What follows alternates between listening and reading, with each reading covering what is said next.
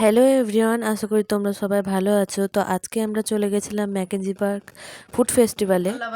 তো এসে প্রথমে দিদিদের সঙ্গে দেখা হলো, তারপরে জিজু সবার জন্য নিয়ে এলো পিৎজা।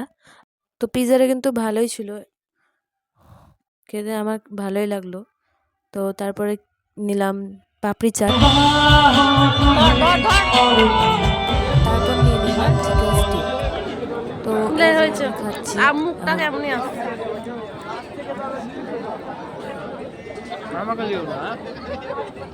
না যাতো ওখানে খেয়েছিস না কাকিমাকে মুখে আর কাকিমাকেও খাইয়ে দিলাম। জীবনে পরিপাটি যেন হেরে যেতে দেব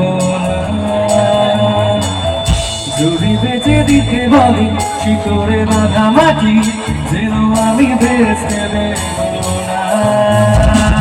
আর আমি জানি প্রতি রাতে হয় রানি। তারপর নিয়ে নিলাম কটন ক্যান্ডি। তো আজকের ব্লগটা কেমন লাগলো তোমরা সবাই কমেন্টে জানিও।